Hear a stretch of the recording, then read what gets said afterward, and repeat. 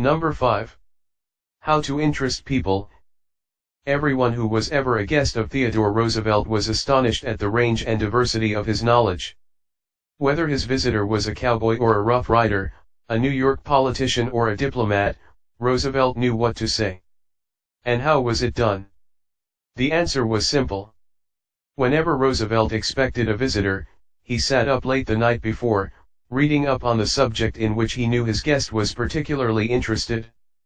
For Roosevelt knew, as all leaders know, that the royal road to a person's heart is to talk about the things he or she treasures most. The genial William Lyon Phelps, essayist and professor of literature at Yale, learned this lesson early in life. When I was 8 years old and was spending a weekend visiting my Aunt Livy Lindsley at her home in Stratford on the Housatonic, he wrote in his essay on human nature, a middle-aged man called one evening, and after a polite skirmish with my aunt, he devoted his attention to me. At that time, I happened to be excited about boats, and the visitor discussed the subject in a way that seemed to me particularly interesting. After he left, I spoke of him with enthusiasm. What a man! My aunt informed me he was a New York lawyer, that he cared nothing whatever about boats, that he took not the slightest interest in the subject. But why then did he talk all the time about boats? Because he is a gentleman. He saw you were interested in boats, and he talked about the things he knew would interest and please you. He made himself agreeable. And William Lyon Phelps added, I never forgot my aunt's remark.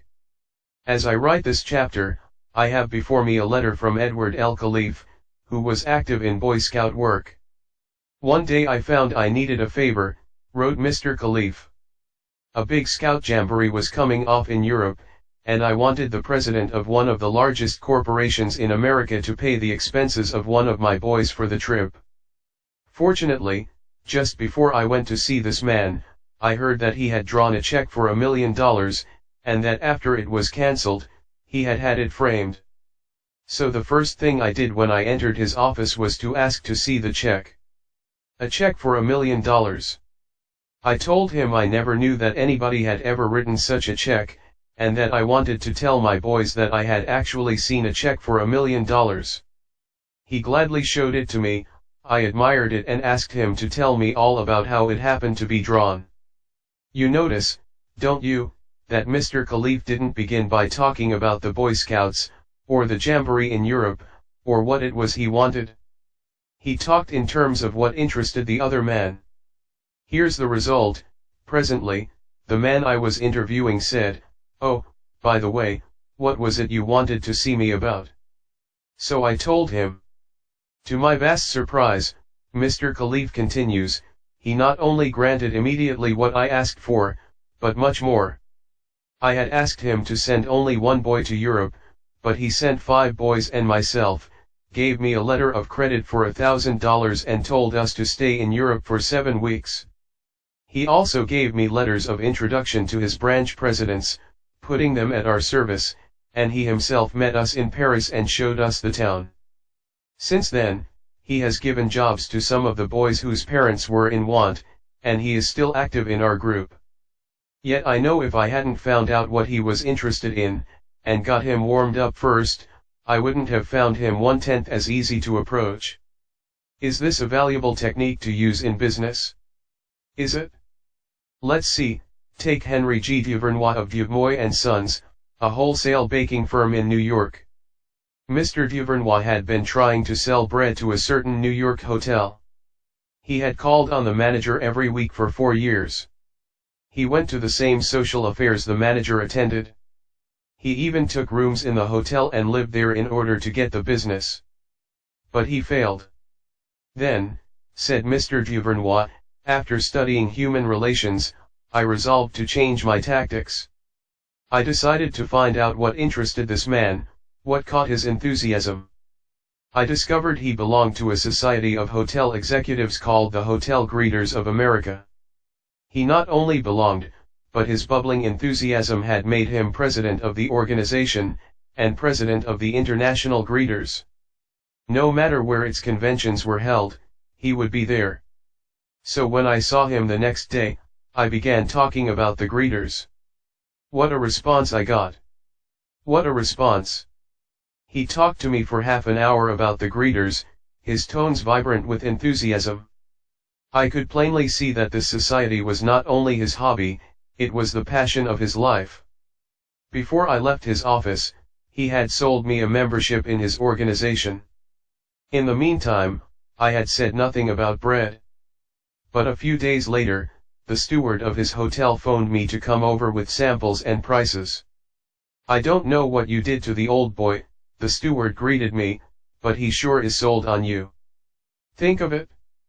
I had been drumming at that man for 4 years, trying to get his business, and I'd still be drumming at him if I hadn't finally taken the trouble to find out what he was interested in, and what he enjoyed talking about."